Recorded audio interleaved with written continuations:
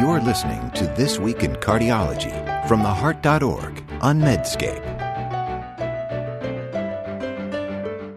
You can now access the latest in medical news on your Amazon Alexa-enabled device. Join me, Perry Wilson, every weekday morning for Medscape Medical Minute, where I highlight the top medical stories of the day. To add Medscape Medical Minute to your flash briefing, search for Medscape Medical Minute on Amazon and click Enable. Or open the Amazon Alexa app, go to Skills, search for Medscape Medical Minute, and click Enable. Then say, Alexa, what's the news? Or, Alexa, what's my flash briefing? I hope you'll join us. Hi everyone, this is John Mandrola from theheart.org Medscape Cardiology, and this is This Week in Cardiology for January 3rd, 2020. Happy New Year, everyone.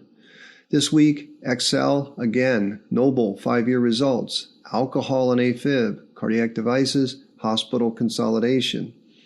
Now, the debate surrounding the left main PCI versus CABG trial is back in the news. On my podcast on December 12th, I covered the Excel events to that point. In brief, these included the original debate about the definitions of MI in Excel and how it favored PCI, the signal of higher mortality in the PCI arm, and, of course, the lack of concordance from the results data and the manuscript's conclusion of equivalence of the two techniques. In fact, this lack of concordance between the data and the conclusions led Dr. David Taggart, an Oxford surgeon and member of the Excel trial's leadership, to withdraw his name from the New England manuscript. Then came the BBC Newsnight program that discovered that the authors did not report a key secondary endpoint, which was MI as defined by the universal definition. BBC had a leaked data set that showed that the MI as defined by universal definition was in fact 80% higher in the PCI arm.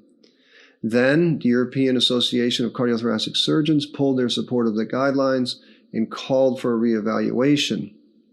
The Excel authors responded with a 3,500-word response to the BBC program and other critiques. But there's more. Now to the new update. First, the American Association for Thoracic Surgery issued a statement acknowledging the possibility of misguided treatment, and they wrote in their document that the best way forward is the public release of all trial data for an independent analysis. The second piece of news is Dr. David Taggart issued a strongly worded rebuttal to the Excel author's 3,500-word statement. Taggart disputed nearly every point that the Excel trial leadership made. He was using words such as simplistic, seemingly illogical, disingenuous, and factually completely incorrect. Taggart's strongest point, I think, is how he refutes the reason that the Excel authors gave for not reporting the universal definition MI. Excel authors said it was because of incomplete troponin collection, but Taggart asserts, as I did in my 1212 podcast, that the universal definition MI paper clearly states that CK-MB can be used when troponins are not available. Taggart went on to conclude that despite the Excel trial's leadership's words, quote, my profound concerns remain the same, and in my opinion, the very long rebuttal response does not adequately respond to the core issues. So in short, this continued debate does not change the take-home points that I made. The abbreviated version of these are that 1, we need open data and independent review. 2nd, we should have a temporary retraction of the Excel 5-year paper until it's reanalyzed. And we should have a frank and transparent debate about conflict of interest in the writing of the guidelines. Second topic is Noble 5-year results. Excel is not the only large RCT studying left main PCI versus surgery. The Noble trial randomized about 1,200 patients with left main disease that was amenable to PCI. They did this in multiple European centers from 2008 to 2015. Lancet recently published the 5-year results. The trialists in Noble chose a different way to measure efficacy. Whereas Excel trial has chosen MI definition that included the peri-procedural time, Noble investigators chose a primary composite endpoint of death, non-procedural MI, repeat revascularizations, and stroke. In Noble, the results were clear and they favored CABG. Major adverse cardiac events occurred 28% for PCI, 19% for CABG. The hazard ratio of 1.58 exceeded the limit for non-inferiority of PCI compared to CABG, and in fact, CABG was found to be superior to PCI for the primary composite endpoint. Now, the drivers of CABG superiority were significantly lower rates of MI and repeat revascularizations in the CABG arm. Stroke and overall death did not differ significantly, and the lack of signal in overall death differed from the findings in XL. XL found a significantly higher rate of death in the PCI arm. Now, another notable result in NOBLE was that lower risk patients, as defined by the syntax score, did not do better with PCI. The authors published a subgroup analysis based on syntax score and found that low, medium, and high-risk patients all had lower primary endpoint rates in the CABG arm. Now, the two trials' choice of endpoints and conclusions are important. First, the MI signal. In XL, there were not significant differences in MI, but that is because the higher rate of late MIs in the PCI arm were countered by the higher rate of peri-procedural MIs in the CABG arm. NOBLE investigators only counted MIs after the procedure, and here the results favored CABG, and those curves look like the late signal in XL. To me, counting clinical infarcts late after the procedure is a better endpoint. Now, in the matter of repeat revascularizations, NOBLE investigators made the call that this was a significant efficacy outcome. Remember, we're not revascularizing a distal circ or right. These are left main stents. And repeat revascularizations clearly favored CABG arm. They were higher in the PCI arm. Now, some have said that revascularizations is not a fair endpoint because it's biased for CABG. I completely disagree. Avoiding repeat procedures is a big deal, and this is better with surgery. What's more, the naysayers of repeat revascularizations as an endpoint cannot have it both ways. You can't say it's a lousy outcome in one trial and then a great outcome in another. Now, here's what I mean. Recall that the interventional cardiology community has chosen drug-eluting stents over bare metal stents, and it's based on only one outcome, and that is a lower rate of TLR, target lesion revascularization. In the seminal Norstent trial, a large 9,000 patient RCT that compared bare metal stents to drug-eluting stents, there was no difference in the primary endpoint of death or MI. So why are drug eluters favored? Because in Norstent, there were about 3% fewer revascularization procedures in the drug-eluting arm. So don't tell me repeat revascularization is not an important endpoint. Repeat revascularizations feeds the entire multi-million, maybe billion-dollar drug-eluting stent industry.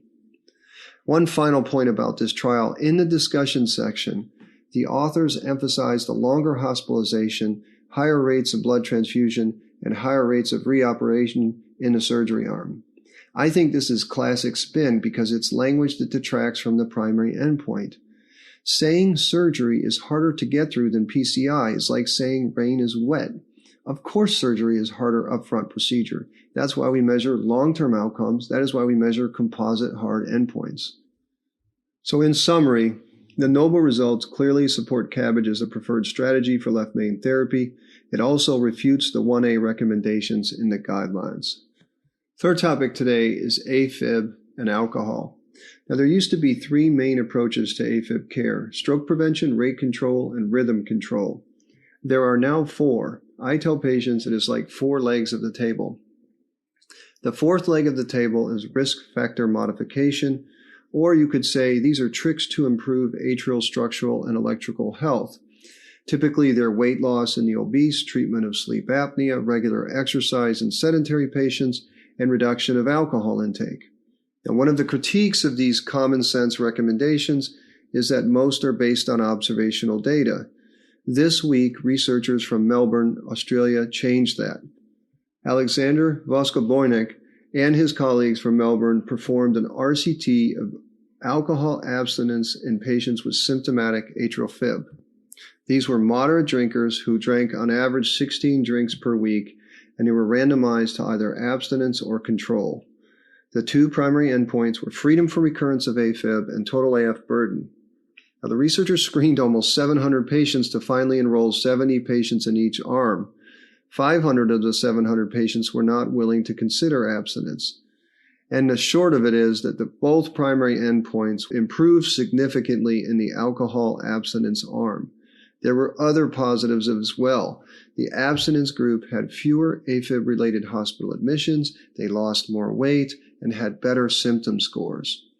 Given the preclinical and observational data showing that alcohol's deleterious effects on atrial health, these results are highly plausible. Now, the authors were clear on the study's limitations. I think the biggest limitation is that they had to screen 700 patients to get about 140 into the trial. And I don't dismiss the difficulty of getting patients to reduce or stop alcohol intake. But here, I think it's the same as weight loss, which is also hard. These patients are not like primary care patients who have no complaints. These are patients with symptomatic atrial fib. Therefore, they may be more motivated to make lifestyle changes. So I think it is up to us as physicians to be leaders, and of course our professional societies, to promote the fact that we now have a well-conducted RCT with clear results that shows alcohol abstinence works. I will have this study printed out and ready to show to patients. And I say congratulations to Alexander and John Kalman and Peter Kissler and the rest of the Melbourne team. Fourth topic today is on cardiac device safety. I implant and follow cardiac devices. For many patients, these are marvels of engineering and technology, and they greatly enhance life. The other thing I love about using cardiac devices is they are used in sick people who are asking for our help because they have a problem, heart block or heart failure, etc. But another fact is clear. Humans make cardiac devices. This means they will not be perfect. Recalls are to be expected. You would think, therefore, since we use these devices in sick people, often pacing-dependent patients, and we know defects are inevitable, that we would have an active surveillance system in place to detect problems. But a report in JAMA Internal Medicine from respected researchers at the University of Minnesota, led by Dr. Robert Hauser, chronicle a less than robust system for communicating serious flaws in cardiac devices. There's also an accompanying editorial that is a must-read. James Salazar and Rita Redberg detail the specific and broader issues surrounding the very lax device surveillance in the United States. The report from the University of Minnesota team set out to determine if the manufacturer's recommendation, in this case it was Medtronic, following the recall of a CRT pacing device were timely and complete, and whether the actions taken by the FDA were appropriate. The Minnesota group used data from their clinic and also data from the MAUDE database. Now, briefly, here's the story. In November 2015, Medtronic notified physicians that its InSync 3 CRT-P pacemaker could fail unexpectedly because of high internal battery depletion. This could decrease current flow from the battery and may result in abrupt cessation of pacing. The manufacturers modeled this, and they estimated that the risk of failure for the approximately 9,300 devices that remained implanted in the U.S. was low, 0.16 to 0.6%. But obviously for pacemaker patients, this is a serious issue, so Medtronic wrote that the physicians needed to weigh the risks and benefits of device replacement on an individual patient basis. Now, FDA, for its part, made this a Class 2 recall. Class 2 meaning that the device could cause temporary or medically reversible health consequences, but that the probability of a serious adverse consequence was remote. The Minnesota group found some sobering pieces of data. First, they had 5 of their 90 patients observed during 2015 that experienced syncope when their pacemakers stopped pacing owing to battery depletion or wire connection defects that were noted prior to the recall. They also looked at the MAUDE database, and this too was revealing. 205 devices had been returned to the manufacturer from 2008 through 2019. Of these, 158 or 77% failed because of the battery depletion problem, but another 17% failed because of lifted bond wires on the pacemaker's electronic circuit. That problem wasn't mentioned in the recall. The other piece of data from the MAUDE review was that there were serious adverse events. This included death, cardiac arrest, and syncope. The research team also found that the first report of failure reported to the FDA was 19 months before the Medtronic recall letter. And during those 19 months, FDA received many additional reports from the manufacturer describing failures. 11 of these reports detailed serious adverse events. Now, the reports of device failure due to lifted bond wires before the device recall was first reported in 2009. This was years before the recall letter. So the conclusions of the report were that the manufacturer and FDA were aware of the battery problem and its clinical consequences for at least 19 months prior to the recall letter. Second, physicians and patients were never informed of this lifted bond wire issue. Third, physicians were not told that interrogating or programming the device could result in abrupt loss of pacing, and that there were no meaningful product updates were issued by the manufacturer or mandated by the FDA subsequent to the recall, even though the number of failures increased after the recall. Fifth, the FDA classified the recall as Class 2. This is no immediate danger of death or serious injury, rather than Class 1, which indicates a significant risk of death. And the FDA never changed it despite the additional serious adverse events. Please look at this in JAMA Internal Medicine, also the editorial. I think all cardiologists ought to be subscribing to JAMA Internal Medicine. This journal consistently reports on the potential harms from medical care. This is not often seen in typical cardiology journals. Now, second, while I still embrace the benefits of cardiac devices, reports like this and the many other serious recall stories that I've lived through, like Reata and Sprint Fidelis, reinforces a medically conservative approach to devices. And third, I'd say to my friends in advocacy and to professional societies, please keep working towards a better surveillance system for medical devices. There is a great need. Final topic today is on the quality of care after hospitals merge and are acquired. Now, I suspect many, if not most listeners, have been affected by hospital mergers and acquisitions. My city and area used to have many independent hospitals. Now we have 3 big systems. This week, researchers from Harvard, publishing in New England, compared outcomes for hospitals acquired between 2009 and 2013.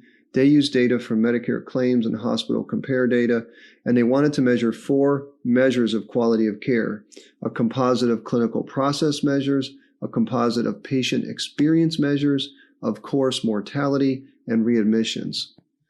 They did a bit of an ecological study in which they did difference in difference analyses comparing changes in the performance of acquired hospitals from the time before acquisition to the time after acquisition, with concurrent changes for control hospitals that did not have a change in ownership.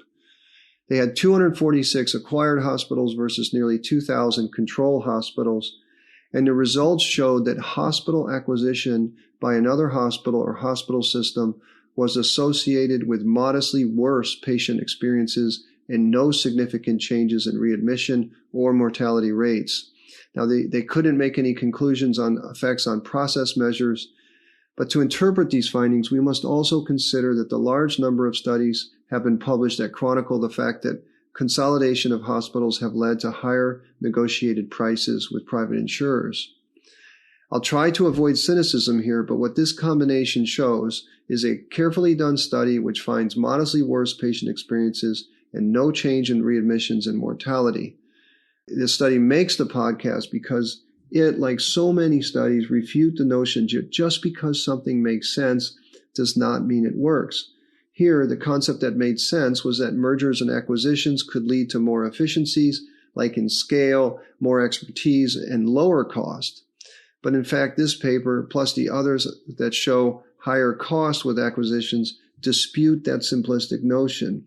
And here we have another example where those who deliver care and administer care seem to benefit more than those who receive the care. So that's it for this week in cardiology. As always, I'm grateful that you listened. Thank you. And remember, it really helps if you go onto your podcast app and give us a review or rate the podcast, and other people can find us. Until next week, this is John Mandrola from the Heart.org Medscape Cardiology. You're listening to This Week in Cardiology from the Heart.org on Medscape.